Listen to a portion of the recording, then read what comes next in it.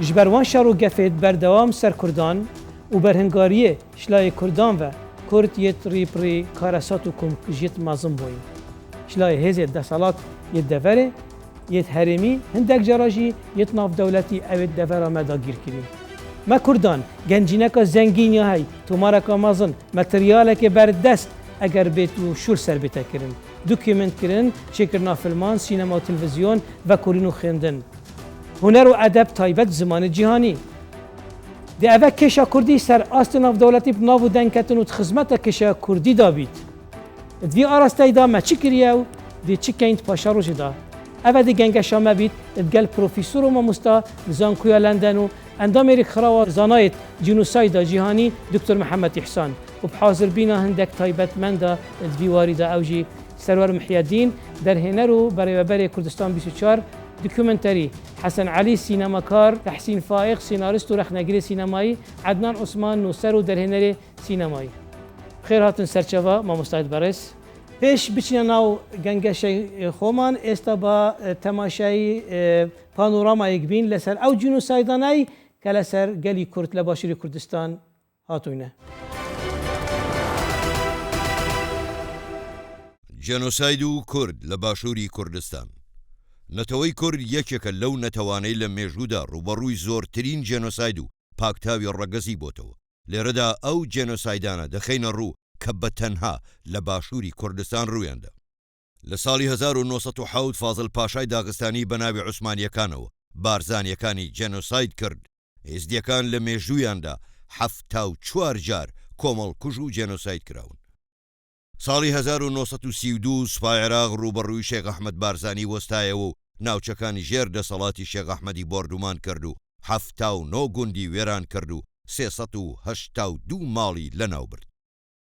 سوپای عێراق تا ساڵی 1961 زنجیرە هێرشی کرد لەسەر باشووری کوردستان و لە ماوەیەدا 3000 کورد بەدەستی ئەم سوپایە کوژران زیاتر لە 100,000 کورد ئاوارە بوون و زیاتر لە 150 گوندیش سووتێنران.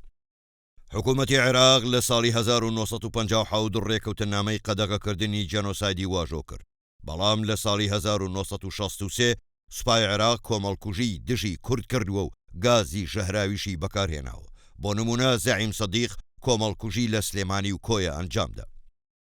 لە 8 شوباتی 1963 لە کودەتایەکدا بەعس جڵەوی فەرمانڕەوایەتی لە عێراق گرتە دەست. دەستەی دووەمی باسیەکان لە کودەتایەکی دیکەدا لە ساڵی 1968 جڵەوی فەرمانڕەواییان گرتەوە دەست و ئەحمەد حەسەن بەکر وەک سەرکۆمار دەستنیشان کرا و سەدام حوسێن وەک جێگری سەرکۆمار دانرا و دروشمەکانی بەعس دروشمی شۆڤێنین و لە ماوەی حکومڕانیدا بەردەوام لە هەوڵی سڕینەوە و پاکتاوکردنی ناسنامە و نەژادی نەتەوەکانی دیکەی عێراق بوون. پرۆسەی تەعریبیان دەست پێکرد. لە ماوەی ساڵی 1950 تاوەکو 1970 ڕێژەی عەرەب لە شاری مووسڵ لە 157ەوە بۆ لە 176 بەرز بووەوە لە کەرکووک لە 128ەوە بۆ لە 144 بەرز بووەوە چەندین ناوچەی کوردنشینیان لە کەرکووک دابڕی و ناوی شارەکەیان کرد بە ئەلتەئمیم. لە نێوان ساڵانی 1963 تا ساڵانی 1989 حکوومەتی عێراق 3840 گوندی کوردی ڕاگواستووە.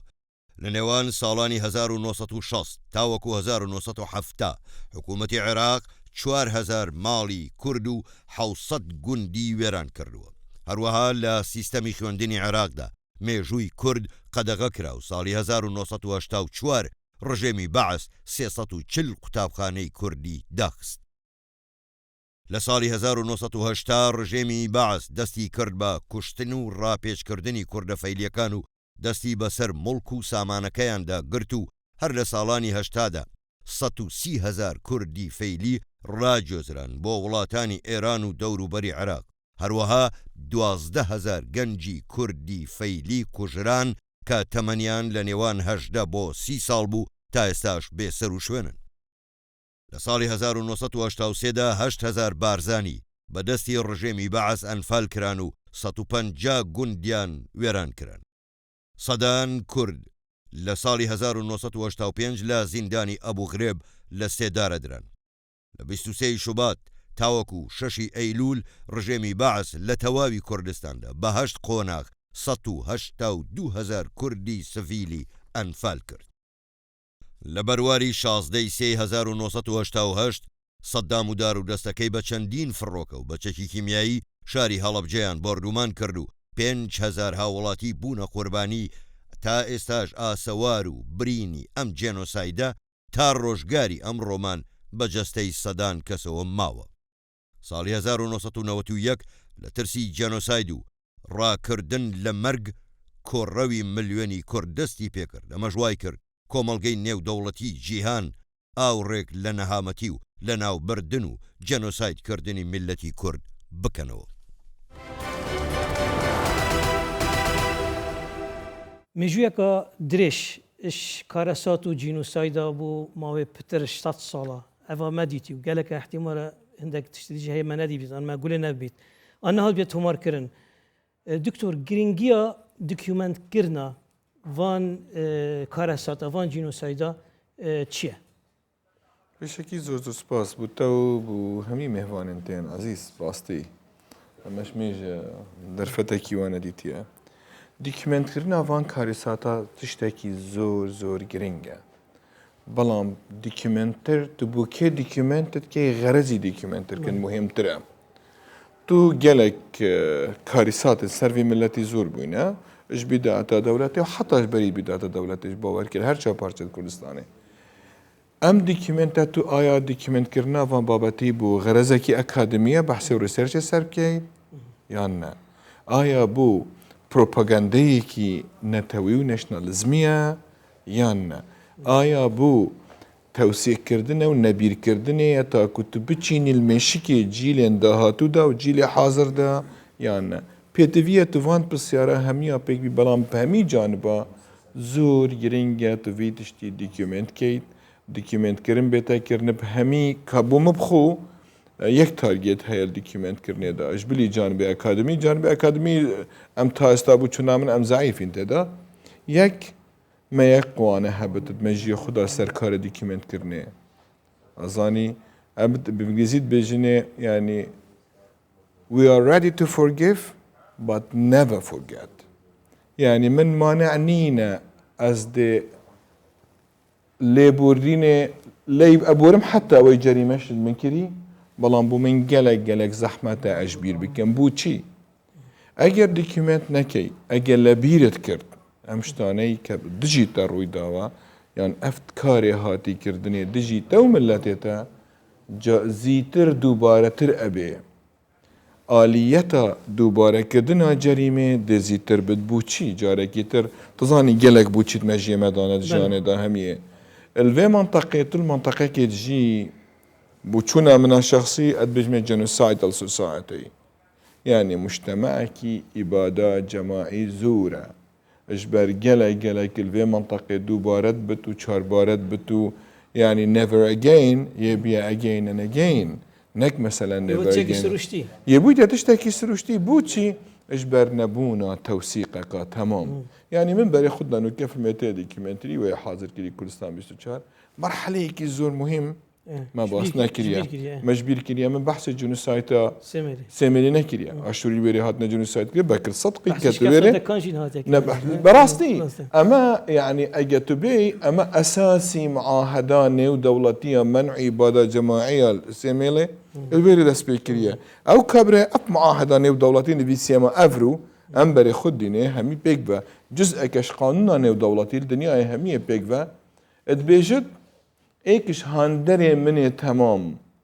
بو من از چویمه من دنیا هجان دی حتی امم متحده هادی دا مزراندنه من معاهده منع عباده جنوساید هاتیه کرنه ایکش وان حادثه جنوساید ارمنیا کام بیا حادثه سیمله بیا یا پشتی هنگه اشنیکه هاتیه هولوکوسته و هدایکو بابت خو همید ویره دا کبره اک ناوی رفن لمکنه او چگیری کبره اکی پولانیه جویه محامیه که زور اکتیوه آگای لبی بی سیه برای خود دا بی بی سی هنگه تلفزیون و میدیا او نیه دام بین بحث هندش بگین اوج زور گرنگه گوه خود دا بی بی سی راپورتید بی بی سی بحثه که چید کتت سر جريمة إبادة البرية تشرشل تتسر تلفزيوني لما صالي 1941 بيجتن عالم توشي جريمة كي بيناف بيا لازم ام نافا كي بو جريمة بينين اجبر قانوني اگر جريمة ناف نبت عقوبانية يعني جريمة بيناف تنشي عقوبة بكي تشرشل كواد بيجد ام كابرت بيشتن اما لازم تشتكي واها بس هنا هي بحثك تقديمت كت السر سيميلي وسر إباد سر حلفاء وجريمة وان بمؤتمرك الإسبانيا نوعد نهي الفيزا نادني شر دست بيت كت وقت شر دست بيت كتن جيش ألماني داخلي بولانيا بد ديكو بابتي تكوش برجي أهميات كوجد تماما دوزدك خلق ملاوي تكوشتني مجبورة بتهجرت كتاجتا أمريكا الويري بمعاهداني بدولتي تشت كت ديكيمنتر كردن كارك زور جرينجا بلامبو كيا وكانجي سلام أرمان شما كشما بجهيت جواك ناف دولتي وكي نمونك از دينم اگر تو باران کردن حلب چل کیمیایی اگر کامیرمانت نگهش بانه و کارساتی و نکرد کسی بار داوکی کریارت انفال کسی بحث نکرد حتی پیش سر هردان کردا بحث کردیم چکو کامیرا نگهشتن که کیش گونتان تو باران کردن که کی هات برزه کردن اگر رفع میلیونی کامیرت تیویت ناف دولتی نگهش بانه اما دا داوم بد دا عادی چیت هر وقت چی نچه هر وقت چی الوری گرینگیا یعنی کامیره گرینگیا تلویزیونی گرینگیا دکومنتاری گرینگیا رومالا میدیایی بو هر کار ساته که گلک یا مهمه بسیار اوه کرد شیایی نه کل آسته و میجوا درش یا کار ساته بن دباره دکومنت کرنه و سینما کرنه و تلویزیون کرنه و دباره حتی نویسین وک ادب وک رومان وک حتی هوزان بس بشرطه که جایت خلقه که نه کرد كاك احمد راستي برادران همي بيجم هريش مشغولة كي وكارك بستاقة طاقة اخو جانا جالك يعني بلام الفي بارد دو نقطة هنا يا كم شد دو چند كاري بكي كما دوام او کاری هاتی کردن کردستان بوچون هم شخصی نل آستکی و برزت و بیجی اجی رازی ما کار هاتی کردنه بلام کما و گلک جاراج ما کار کردیه تنشیات خلوی قوارا لوکال در کیتب کیت آستکی نیو دولتی حقیقت ما کما کرد تزانی اما طعنیه اما يعني كيم نينش قيمتي هر كسا كتو بيجي بلام براستي ما نشيا ام بيكاري بكين جالك ما جالك كيم كرديا وجالك ما يمكن هندا تشتي باشاتيا كرني بلام تاكك بجا من دو سي فيلم باش من ديتينا تمام دو سي كتابت باش من ديتينا تمام بلام تبي مقارنة بكيت قال حادثين دين و آيا أرمينيا تشكريا آيا رواندا شهادية كرني آيا الهولوكوست شهادية كرني ونقطة كي ترجي مثلا ما بحثي هندا تشتاكريا الدوكيومنتر امجي جالا كم خمين اجبر مثلا تركي دوكيومنتري مظبيط نتوي نيع تسنتري كي هكرها بجي حزبيه شخصيه ما جاله برادرت هين جالا تشتيت هين بلام اما هين بي دي في كومبد اجبر عادة بشر نسيان جورتين نعمته خدي تعالى داي بشري بلام هندا تشتن هيك تجبير كير دي دوباره بتوجه كي ترجيانا مروفي دا تايبت جريمة وصانن الكار سينمائي كار هاتيه كرني بلان باور كه بوچونا من تنشي مقارنه بكي جملاتي يعني هيش قالك قالك ماي طبعا مسببات هنا از باش تدقي هم بوچ الكردستاني وصانه بوچ بولونيا ويا بوچ الكردستاني وابويا بوچ رواندا و بوچ الكردستاني ويا بوچ كولومبيا ونيا بوچ روان اول بوچ ارمينيا وانيا اما مسببات تخويت هين طبعا هيك تافيت ما مشان بل دي صار افين درجي ما تورز ما ديش بلام تش هات يكرين كمان بله كردستان 24 نوك كانالك وكريه ناوي كردستان 24 دوكيومنتاري كو جرينجي بوا دوكيومنتارات كتابي كردستان 24 بخو شكرين وكاز خلتنا بجبلي وي كاناليجي ما يعني افصل كاك سرور محي الدين قالمايا بربرس باش دوكيومنتاري كردستان 24 وبرابر كانال كردستان 24 دوكيومنتاري ام دشين چند بسیار شویکن که اف کانال كردستان 24 دوكيومنتاري دشت چیکت وی باید دشتن اف تشت دکتوری بحث کری بیچه که برسوا وان پرسیارا بدات او پرسیار دکتوری گوتین یعنی کورتی کانالی کوردستان 24 دکیلومتر دەتوانێت چی بکات لەو بارەی کە ئێمە ئێستا باز دەکەین لەو بەرنامەدا. بەڵێ پێشکی بەخێر بن و زۆر سپاس بۆم دەرفەتە. کەناڵی کوردستان 24 دۆکمنتەری تقریبا 3 مانگە دەستی بە پەخش کردووە. ئەو هەوڵانەی پێشتر کە لە کوردستان 24 یاومانە ئەو هەوڵانەی بە دۆکمنتکردنی هەندێ بابەتی جیاواز بە تایبەت شەڕی داعش. ئێمە کارمان زۆر کردووە لەسەر ینی ئەو چەند ساڵێک لەمە پێش دە کارمان نرد بۆ فەڕەنسا کە هەر قسەی کە باسانە کرد ئێمە نابێ بەردەوام قسە بۆ خۆمان بکەینەوێ بە زمانێکی کە چیرۆکی خۆمان بجێڕینەوە. بەڵێ زۆریان بەدڵ بوو بۆ ئەم چیرۆکانە ئێمە تۆمارمان کردبوون بەڵام ئێمە هەر ناو خۆمانە بۆ خۆمانمان نمایشە کرد. کاری زۆر باشمان ئەرشیف کردووە دۆکمنت کردووە 600 ساعتمان هەیە بەڵێ ئێستا تقریبا لە ئینتاجی ئەم ساڵ. بەڵێ ئەوەی کە ئێمە هەشمانە زیاتر چەند لەو ئیرشیفە لەسەر ئەو کارەسات و جینوسایدەکانە ئەوەی کە بەسەری کورد لە باشوور هاتووە. بڵێ ڕاستی ئەمە وەکو زنجیرەش جامان کردووەتەوانێ بەڵام لە سایە تقریبا 40 بۆ 45 ئێمە بەس زۆر تەرکیز ماخستۆ لەسەرەوەی کە شاید حاڵەکان ئێمە بەس شاید حاڵەکان قسەمان بۆ بکەن جارێ و لە دەست نەچن تۆماری کەین لە دواترە کرێ بە فلم یانە کرێ بەڵێ ئەوەی کە بۆ ئێمە گرنگە ئەوەیە کە بوار بدرێت دەرفەت هەبێت کە زیاتر ئێمە بتوانین بەس جارێ ئەرشیف بکەین و چونکی ئەگەر درێژە نەبێ قسەکانم ئەگەر ئێمە بەسەریعی بگەڕینەوە بۆ مێژووی دروستبوونی سینەما ئەم فیلمانی کە ئێسش لە دنیای دروستەکرێ بەرهەمی ئەو ساڵانن کە سینەما وەکو مێدیایەک بۆ گواستنەوەی خەبەرەکانی جەنگی یەکەمی دووەمیش بە هەمان شێوە ئێستا سوودی لێ ئەبینن. ئێمە ئێستا ئەو هەوڵانی کە یاومانە ئەمانەوێت جارێ بەس بە دۆکۆمنتی بکەین و بە مۆدێکی چاودێریکردن ئۆبزەرڤێشناڵ یعنی ئێمە بەس چاودێرین ئێمە دەست ناخینە ناو شێوازی ئیشکردنی ئێمە ئاوایە. دکتۆر ئەمە کوردستان شاردی شەهران موضوع کوردستان 24 فیلمێکی سینەمایی چێکری پاش دەین بەحثکەین دەرهێنەرێمە کاک حەسەن عەلی ئامادەیە بەس بەری ئەبچمە وی فیلمی کاوجی سەر ئێکشوان جینۆسایدی بسەری کووردا هاتین و ناوێ دەکان پاش کاک حەسەن عەلی سەر ئاغی بەس من پرسیارشتە بکەم کووردا چی تەقسیری هەبووە دوی باریدا و دوێت چی بێتەکردنێ؟ دەزانی هەندە تەقسیری هەیە ئۆبجەکتیڤە مثلەن تو بێ بەحسێ سینەمایی بکەی بوو من ئەسپەکە بێن بەحسێ هەندێ بکەین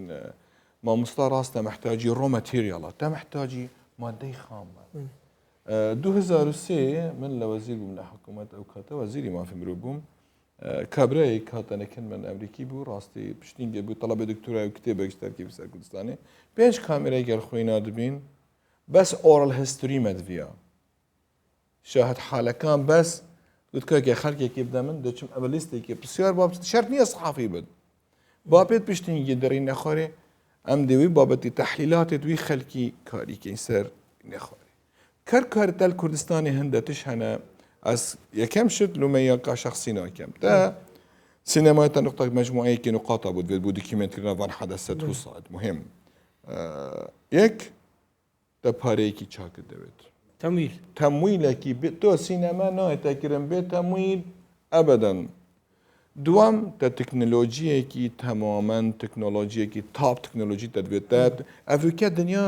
وەلی هاتی ئەس بەرێ خودمە شاشێ ئەتزانم نوکە تو کاتول کوردستان 24 چی کامێرێ بکارتینی و تەلەڤیزیۆنادی چی کارتینە ئینفۆگرافیکاتە چییە من حەزلی ئەس بەرێ خۆ دمێ تەلەڤیزیۆنێکی در من حەزی نیە ئەس بەرێ خودمێ مەسەلەن پار ئەوەی دیت بێت تەقەسەد بێت چیرۆکت بێت مەلد کوردستانی دنیایەکی چیرۆکمان هەیە گەنجینەکمان هەیە تا خەزینێکی وا لە چیرۆکی هەیە باوەرکە بوومە هەر کەسێک شمارین تا خوارێ خوشی و نەخۆشی ئەتشێت خەیالێکی وا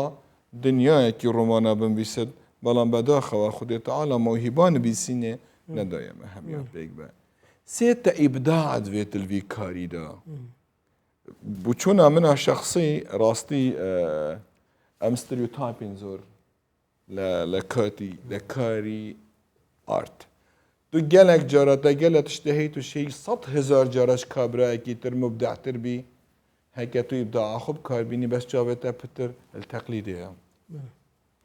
كاري سبب سركي كردستانش برين وكتب في كاري دوكيومنتري وكاري كيوا حكمت بيتفيا كاري بكت قال تجبر خالق ديكي بري خوتا فيلمتي كردي دوكيومنتري تظاني تد اعلامي دات اعلامك موجهه هي اعلامك تجاري هي هندا تشتي هي ابي رامت تجاري كيف رواندا بين فيلمك يا فيلم من بحث كلي هوتيل رواندا حتى حكمتها كندي كبرها كي ترخش برفيان كبرها تشروكه كيف كان الويش تشروكه دا او بيانه كندا مقصره وكندا بويتا قايدي كندي بويتا سببي ام اوي كرد وايلي كرد الكردستان اكيد دعماتها كت هيك حكمتنا حكمت بيدفيا دعماتها بكت بو فيكاري والسينما كاري كردي يعني او كاري فيلمي دوس كاري دوكيومنتري لازم تشكي باش عم تسبيك محتوى كي جنابي تاكل محتاج تمويلنا بيشتي محتاج بازارنا يعني بازارك تشي بيت بو فان فيلما جمهورك بيت خلقك بيت وام هكا ترجمه كاين بزمان ديما هكا مكره زمان عربي دي جمهوري عربيه هكا مكره زمان تركيا هكا مكره زمان انجليزي دي جمهورك برفرهتر زمان كردي تماشي برفرهتر فان انتاج ام تظاني فتره كي محتاج بين بزمان كردي داري خص بجاته قالك باش بيتو بداتا نوطي بلا بابا نوطي حتى نوطي تو هاتي نوطو چاره پشتي قالك خلقي كردا بخو نظاني چكاري سات هاتي حتى 2003 پشتي 2005 لازم ام زماني خو بگهورين بزمانك انترناشنال بو خلقي كيتر 10 سال كافيه تقراني بيجي حمامي بي راستي پشتي هنگي لازم تبچي سر ستيجك اگدان قد خوش ورا قراني بلا اگدان قد نخوش رينا خوري بخاري مالا خو دنيا نكمت فيت امش قراني بيجي حمامي تي بارين تي نقينا غاكاديتر كاك حسن فيلمك سينمائي درست كردوا ولي تواوينا بزانم والبو زيكانا لا غولاكاني سينما لكردستان عرض كتايبت بو دكرت فيلمي دكان تو اگر باسي كدر هنري تو در هنري راست در هنري جبلام تو همش دويلو في المدى يعني بربرسي همو كاركي او في لا الف تا يا اما همو هاري كاري جناب دوين في المكان طبعا برهمي كورسان بيستو شاره اگر مو باسي او في المبكي ك دوكيومنت كردني جينوسايدكي زور تراجيديه اگر ما باز بكي ارمانجت بتشي كردني او فيلم تشي ودتواني بقى جيهان يعني جيهان بون يعني كاراساتي انا بقى جيهاني دروا سپاسی جناب دەکەم دەرفەتان دا قسە بکەین لە سەرەتادا پێشەوەی باسی فیلمی دەکەم کەم دەمە باسی هەندێک شتی تر بکەم پاشتر بسمە سەر ئەگەر وەختەبی بسمە سەر فیلمی دەکەم لە ڕاستیدا ینی هەموو ئینسان ینی هەموو ئینسانێک بە تەبیعەتی خۆی غەمی مستەقبەلی هەیە ینی گەورەترین ترسی مستەقبەل شتێکی ئەزەلێ لە وجودی ئینساندا هەیە و ئەو ترسە لە مستەقبەلە لەناو ئینساندا ناتوانانی استقرارێکی پێ بکەی حتا حاضر و ئێستای خۆت ئەتوو نەزانی لە چه حاضرێکدا دەژی لە ئێستایەکدا دەژی ئێستای هەموو ئینسانێک ڕەبتی بە ڕابردووی هەیە بە تاریخی هەیە بە مێژووی هەیە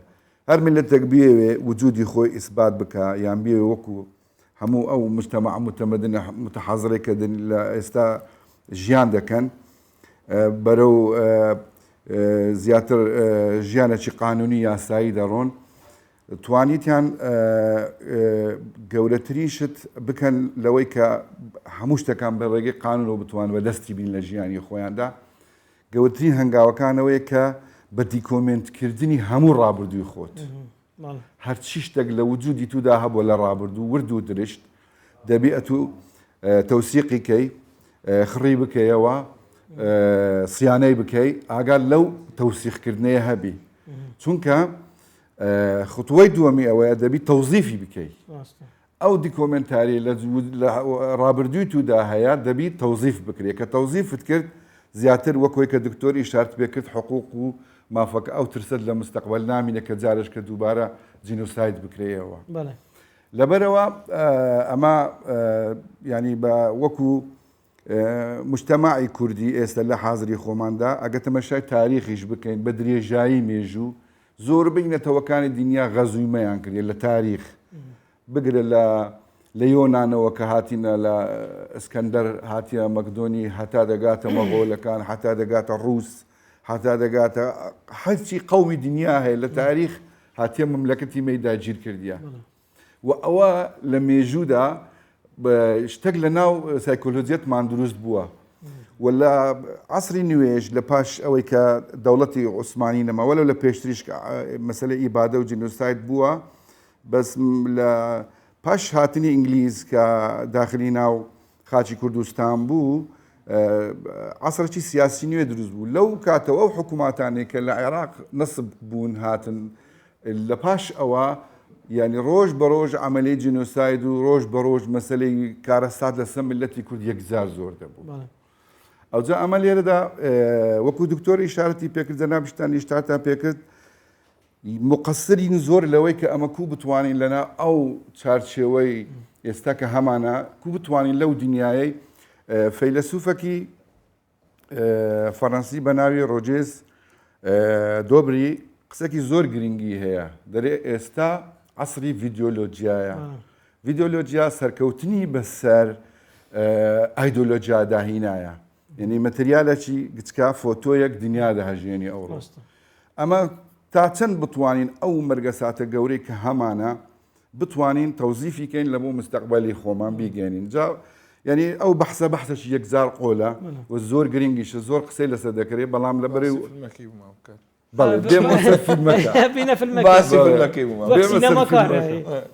لە ڕاستیدا کە برادرانی پرۆدەکشن لە کەناڵی 24 ئەو ستۆریان هینا وەکو فیلمێکی دیکۆمنتەری ئەمەلیشی تێدا بکەم پاشەوەی کە تەحقیقم کرد سەرچاوی کتابەکان و ئەو شخصانم دیت کە حادیسەکەیان دیتبوو چەند کەسێک مابوون ئیدی تقریبا دوو مانگ تەحقیقم تێدا کرد گوتم ئەوە باشتر وایە ئەمە وەکو فیلمێکی فکشن ئێشی تێدا بکەین دوای بە ئاسان دەتوانین فیلمێکی دیکۆمنتەری لە دەربینین هەر ئەو کەسانی کە ڕیوایەتەکەن ڤیدیۆکانی کە لە ناو فیلمەکەدا هەیە دەخینە سەر قسەکانی دەبتە فیلمێکی دیکۆمنتاری بەڵام فیلمە فیکشنەکە مهمترە بتوانین مەساحەکی سینەما زیاتر دەڕوا وەکو کاریگەری خۆی بگەێنی وەکو دراما وەکو ستۆری ئیترەوە بوو هەستام لەسەر ضوئی ئەو چیرۆکانی کە گێدرابەوە سیناریۆکەم نووسیەوە بەو پرۆدەکشنە متەوازعی کە لە کەناڵی 24 هەبوو بە هاوکاری برادران توانیمان ئەو فیلمە ئەوەی بەلای من گرنگ بوو لە ستۆریەکە ینی نازانم تا چەند قسەی من عیلمیە مەسەلەن کە ئێستا شتێکی زۆر گرنگ لە دنیا هەیە مەسەلەی هۆلۆکۆست کە زۆر زۆر باز ینی مەساحەکی گەورەی دنیا لە مەسەلەی ڕاگەیاندن داگیر کردیا مەسەلەکەوەیە کە سووتاندنی ئینسانە ینی وشەی هەڵۆکۆست ینی حەرقی جەماعی سووتاندنی جەماعی لەو ستۆریەدا 76 ژن و منداڵ لە ترسی قەسفی تیارە هجوومی سوپا کە هاتبوون ئەو مەنتەقەیە لە ترسان خوان ناو ئەشکەفتێک نابوو دوایی کە جێیشە عەسکەرەکان لە شەڕ دەشکێن دەگەڕێنەوە بەناو ئەو دۆڵیدا دەڕۆن دەنگی منداڵۆشت ناو کوونە ئەشکەفتەکەی دێ خۆیان بە دار و شت داپۆشیە کە دەچن دەیانهینن یەکسەر لە ناو ئەشکەفتی هەر هەمویان لەوێ یەک دایان سووتیانە لە ناو ئەشکەفتە هەمویان دەبنە ڕەژوو ینی حەرقی جەماعیە سووتاندنە ینی دەکرێت ئەمەش بتوانی لەناو ئەو تراجیدیایی خۆمان لەنا ئەو با فیلمی دەکان توانی یعنی ئەو شتە ئیبراز بکەی ینی پیش ینی کە بینایەک تەماشا بکەت ئیحساس بکەت فعلا ئەوە جینۆسایدێکی هەوە حەرقێکی جەماعیە لەبەر ئەوەش ئەمن پێم باش بوو بە شێوەیەکی درامی بکرێ حتا بتوانی زیاتر تەئسیردا بنێ وەلەو کە دیکۆمنتەریش تەئسیراتی خۆی هەیە و شێوازی خۆی هەیە بەڵام زیاتر مەسەلەن بینەرێکی زیاتر بە لە تەواوی چیرۆکەکە تێبگا لەبەرەوە ئەو تەفاسیلی سووتاندنەم هەمووی زۆر بە جوانی لە سیناریۆ ئیشتدا کرد لە ئیخراجی ئیشەکەی ینی تەواوی مەساحەکی باشمدا ئەو مەسلەی جینۆسایدکردنەکەی ئەو خەڵکە لێوە بووی تر بەتەمای لە ئاستی ناودەوڵەتی ینی ئەو بەتاکید ئەو فیلمە بە حکمی کە تەجروبەم هەیە نزیکەی 30 ساڵە لە مەجای سینەمایش دەکەم بە دایان فیلممان دروست کردی لە فستیڤالە جیهانیەکان بەشداریمان کردیەوە چەندین خەڵات ماوەگرتیا و ئەو زمانە جیهانی فێر بووینە کە پێی بجێڕینەوە یعنی لە نەتیجەی تەجروبە و خبراتی خۆمان کە چەند ساڵە ئەمە بیدایەت کە فیلممان دروست دەکرد دەچوونە ناو فستیڤالەکان نەمان دەزانی هەندێک جار زمانەکە کوبی جێڕینەوە ڕخنەمان لێ دەجیلا ڕاستە. وردە زانیمان کە مەسەن ئەو شێوازە جیهانیەک چۆنە بیجێڕینەوە فەرقی هەیە کە لە بۆ خۆمان کە دەیجێڕنەوە بە نەوەک دەبی بیجێڕینەوە. دکتۆر وی هونەریان وی سینەمایی چی کاریگەری دێ هەڵویستە ناودەوڵەتی هەبێت؟ تو البابليك دبلوماسي زاني الهمي جهاني جلك مهمة رأي جادة رأي جادة تشاهد بد حقيقة تو بري خب دي هيك لبيرتان بيت كوراكي بنان نافي ألان بو أبزانم السر حدودي قبرص البخ بتشيك كي بتفالك بو غرق بو تزاني أو إيمجا أو رسمة أو ألان او امجا چند تأثیر خو کرد اوروپا همیه پیک بو قبول کردن لاجئ سوری خلکی نشیا ایدی بیشتر حکمت خو لاجئ قبیل نکه غریبی قبیل نکه لجو اندی پار سوشال سکیورتی نده بی خلکی بو ریاکت امجا کی بی بشک تو هندی کاری کی واب کید کاری کی گلک قازان جد کتل سر public opinion سر رأي عام الشيء تأثيره بكتل سر أساسي برياري أن صاحبه برياري الولاطي باورك الإنجلترا من أحاديثها بوضوحي ديتيا الفرنسا خرابتر الأمريكا خرابتر بيرامت أجارك شو ما كوريا 2005 بشتي 2003 أشو ما كوريا بقرم الكوريا كسك نظانت كورتكينا حقيقة هنجي أشو بنوري على أساس جيش كوري بيتفيري اتوم اري جناك الويري هبي كتابك تشكل بسر كردستاني ياك جناك يوري تني يا كم كتاب بسر كردستاني يا كم كتاب اتوم من برادرك الويري هبي من كتاب بجامع بو كتاب ايجار كتير 5000 نسخه ابو طبع كم افرو البي فتره ده بله جاري كتير او 5000 نسخه مانكر كدا چوينه جاي كهاتنا بازار خلق ديزاني بيانو بابا والله كردكي هي ملتكي هي واكي هي public opinion جالك مهمة الأخ برياري دا بريار دانا بريار حتى نكمل كردستاني بلام نك بريار دانش در بده بريار دان عراق داج از بجم العراق داج ما كم خمية كه خلق كردنا public opinion كي اتقال عراقيين دي وتقال عرب واجنات هنهاج در ما مست تحسين فائق وكرخنا جريكي سينمائي رولي السينما چون بتعبير سينماي كردي چون هل سنگيني سينما كردي توانية أو كاراساتنا بجينت جواكي ناو دولتي سرتا سپاسان دەکەم بۆ ئەو دانیشتە جوانە ئەو بابەتە گرنگە سینەمای کوردی تەمەنێکی زۆر کورتی هەیە دەتوانم بڵێم لە دوای ڕاپەڕینەوە ئەو هۆڵند دەست پێ کردووە بەڵێ دەستی پێ کردووە بەزە بەتەنگاوەکانی باڵێن سەرەتایە سینەمای کوردی لەو فترەی کە ڕابرد و حکومەت پژیریکی باشی کرد توانی لە ڕێگەی چیرۆکە واقعیەکانەوە کە زۆر دایرێک زۆر ڕاستەوخۆ قەزیەی مەسەلەن جینۆساید یان قەزیەی هەڵەبجە ئەو بابەتانی کە تەرحی دەکرد زۆر با بڵێن عاتفیانە سۆس بزوێنانە تەرح دەکرا نەگوەک شێوازێکی با بڵێن لۆژیک و منتەقی کە بتوانین ئەو زمانەی کە دکتۆر باسی کرد بە زمانێکی لە دەرەوەی زمانی لۆکاڵی بە زمانێکی جیهانی بتوانین دنیا بدوێنین بەڵام زۆربەی فیلمەکانیش توانیان لە فستیڤاڵە نێودەوڵەتیەکان و ڕخنەگرێ با بڵێن عەرەبی و ژیانیەکان زۆر لەو بابەتانە هەڵبسەنجێن و ئاماژەی جوانی پێ بدەن و بیکەنە جێی سەرنج کە هەنگاوێکە بۆ دەستپێک بەڵام ئەو ماتریال و ئەو چیرۆکەی کە کورت هەیەی با بڵێن سەبارەت بە جینۆساید هەر لە جینۆسایدی با بڵێن بارزانیەکانەوە بگرێت تا جینۆسایدی گەرمیان هەر پیرێژنێک دەگری لە وڵاتە دنیایەک چیرۆک و معناتی پێ دەتوانی با بڵێن سوودی لێوە بگیرێ بۆ سینەرۆیەکان بەڵام نەبوونی دیسانەوە نەبوونی ئالێتێکی دروست حکومەت سەرەتا پژیریشی زۆر باشی کرد ئیمکانێتی زۆر جوانی با بڵێن خستە بەردەست و هاوکاری کرد بەڵام نەبوونی با بڵێن پسپۆر نەبوونی پسپۆر لە بوارەکە وای کرد کە ئەو پارەیە ڕێژەیەکی زۆری تەخشان پەخشان ببێ یاخود نەبێ بە بەرهەمی بەرهەمێکی نهاتە پێشیانی چەند بەرهەمێک دروست بوو بەڵام ئەو بەرهەمانە توان بڵێن پەنجەکانی دەست دەژمێردرێ زیاتریش نەکرا ینی کاری مەسەلەی جینۆساید ئێمە وەک ئەو قەزیە عالەمیە بتوانین تەڕح بکەین دوان سییان فیلممان هەبوو لەو فیلمانەی کە وەک دیکۆمنت یا فیلمی فکشن بتوانێت لە پەرلەمانەکانی با بڵێن عالم جیان عرض بکرێ و ببێتە جێی سەرنج بەڵام نەماتوانی ئەو کارە ساتە گەورە مرۆیی کە بە درێژایی 100 ساڵی ڕابردووی ملەتی کورد وە خۆی تەڕح بکەین بۆ دنیا و بیکەین بە سامبولێکی نەتەوەیی تا ئێستاش دەتوانم بڵێم هەوڵ هەیە بەڵام لە دوای هاتی داعشەوە تقریبان بواری سینەما بە تەواوی کە بکرایەوە لە بە تایبەت لە شاری هەولێر هیچ سەپۆرتێکی سینەما نەما مای دەستخۆشیەکی ئێستا کاک سەرۆر ئەو ناوەندە دیکۆمنتەریە لە کوردستان 24 با بڵێن بەڕێوە دەبا و مای خۆشحاڵیە دیسانەوە کوردستان 24 دەستی لەسەر ئەو برینە گەورەیە داناوە دەیەوێ بۆ داهاتوو بۆ ئایندی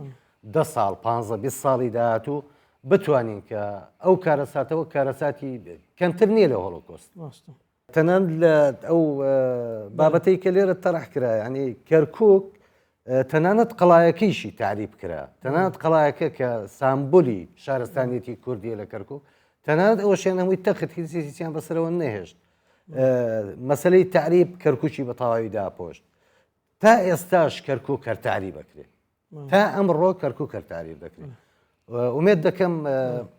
هەوڵەکانی دکتۆر و هەوڵەکانی کەناڵ 24 و هەموو برادرە جوانانە و جیاتی حکومیش هەوڵ بدا ینی بۆ ئایندە قەزیە ینی سینەما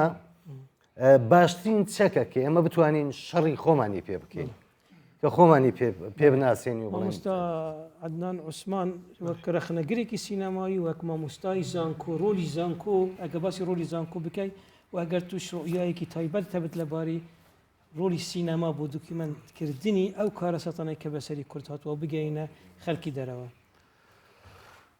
بەڵێ سەرەتای بەرنامەکە نییە بەڵام سەرەتای قسەکردنی منە بۆی دەڵێن سوپاسمان دەکەم.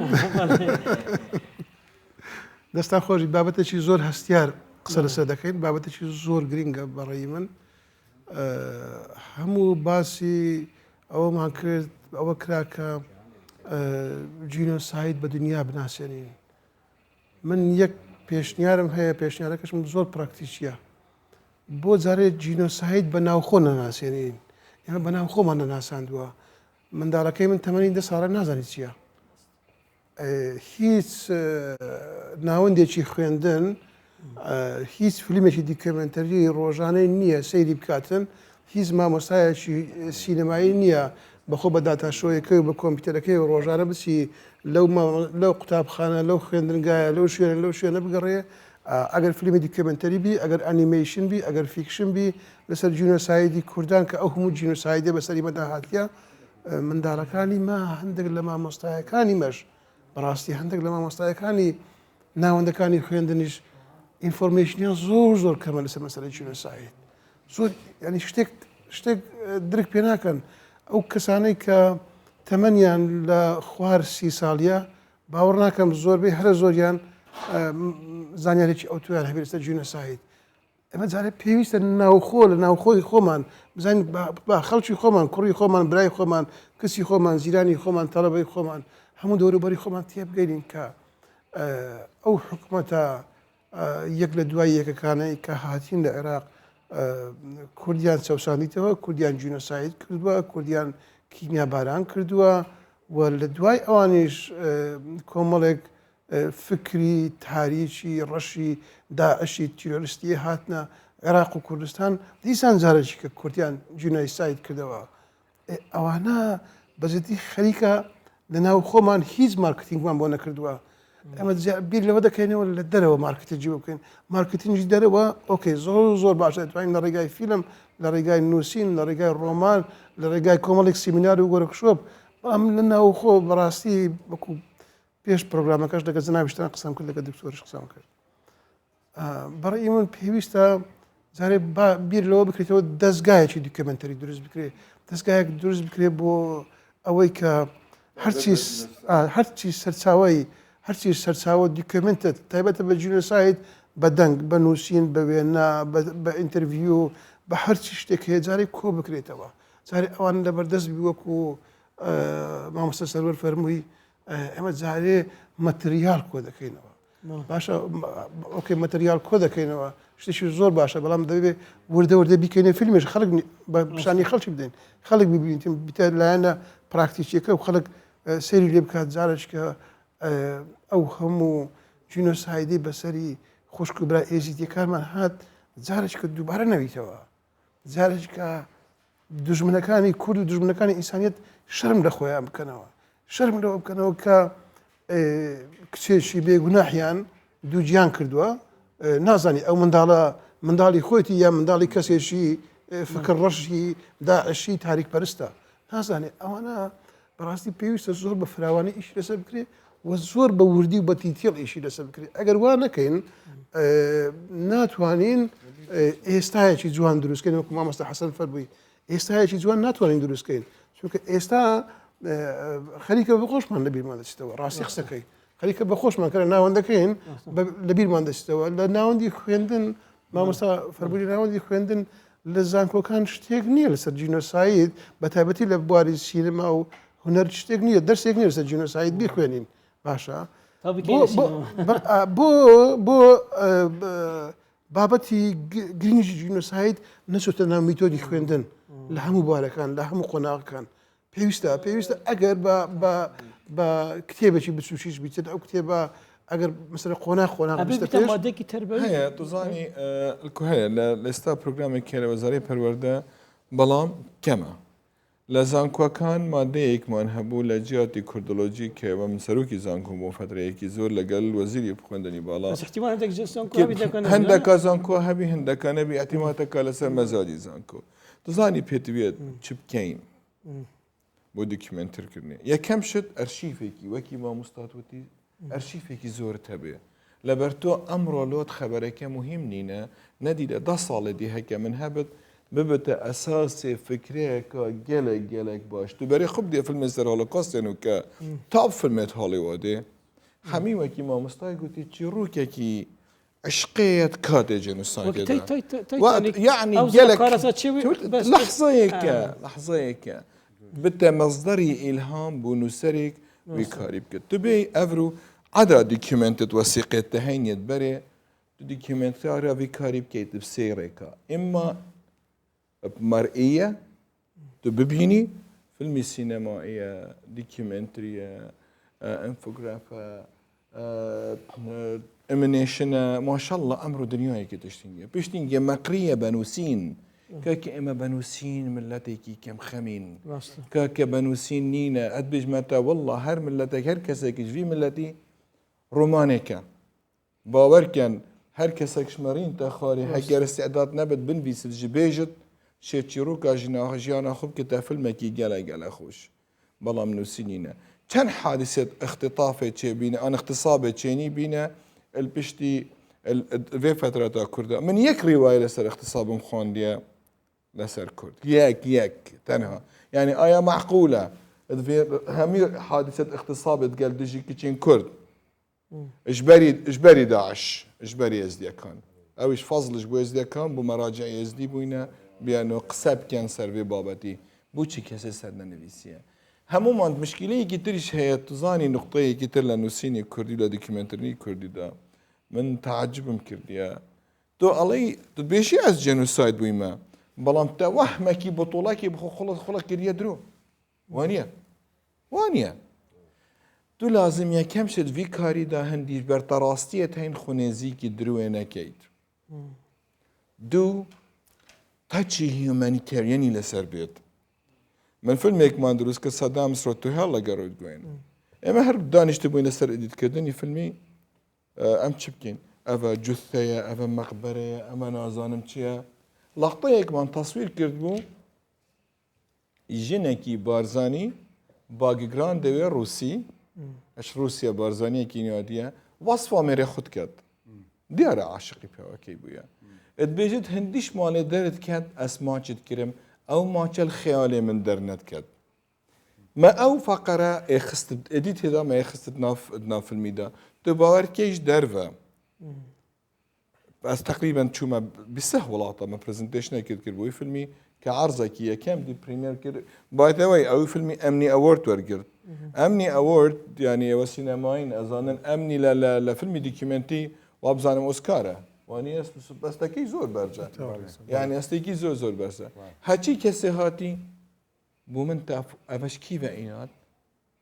هندي ام في كاري بكين لازم تاتشي انساني السربت تو دي اي بحث كردستاني كي قبادي ما قال برادري كده اخفت خزبكي من بيقالك عزيز بس كده بحث تو همي جارا وتصوير كده في بابت تهني در فيلم خود كردستان جيان راشو سبيا جيان راشو سبينيا كاكا مليوني كي راشو سر نجاح افلامي هولوكوست لسر هولوكوست جا كان هيومانيتيريان تاتشا مثلا ديت راستا جندي المانه هاتيه بكوشت بلام عشقي كانوا بينيهم بابويا او هسته عشقيك هيا يعني جندي كدعميك اما الافلام كان يخومن هاتني يا رشا يا سبيا طوط عرب همي مجرمنيا وكردش همي بريئنيا براستي بقول تخار و تشجيري قسكاني ترسێکی گەورە بەڕێوەیە ینی خەتەرێکی گەورە هەیە لە ئارایە تقریبنەوە دە 15 ساڵێک کە زیاتر شەپۆلەکە زیایی کردووە ئەویشەوەیە خەڵکی کە چیرۆکی تۆ جێڕنەوە دراوسەکانە چیرۆکی کوردە جێڕنەوە کە هیچ کاتێک نابێت چاوەڕێ ئەوە بکەین کە ئەوان چیرۆکی ئێمە باش بجێڕنەوە تەنها بنەوە ئەگەمان جێڕنەوە ئێمە قوربانین سەو فیلمانەی تازە لە ئێرانە دروست کراوە لە ڕێی سینەماوە پێمانەڵێن ئێمە بەس ئەتوانین ئێمە فریاد ڕاستێکی باشی ئێوە بین ئێوە گوناحن وەکو چۆن ئەم قوربانیە بەڵێ ئەم قوربانیە تاچێکی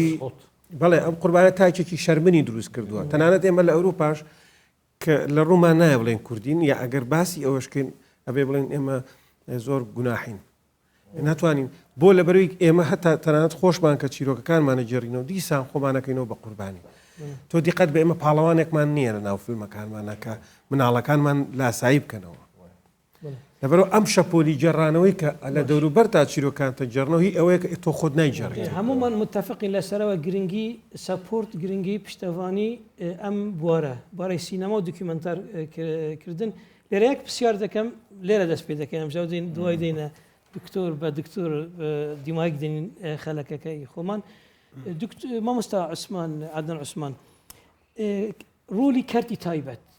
ئێستا رەخنەمان گرت کە لە لای حکوومەت سەپۆرتێکی وانە بۆ ئەوەرە بەڵام لە زۆربەی مجتەمەعەکان کەرتی تایبەت ڕۆلی خۆ دەبێت